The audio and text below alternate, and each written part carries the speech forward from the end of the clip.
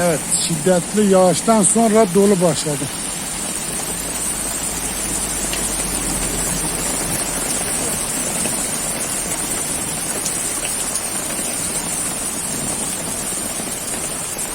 Yollar su dolu oldu.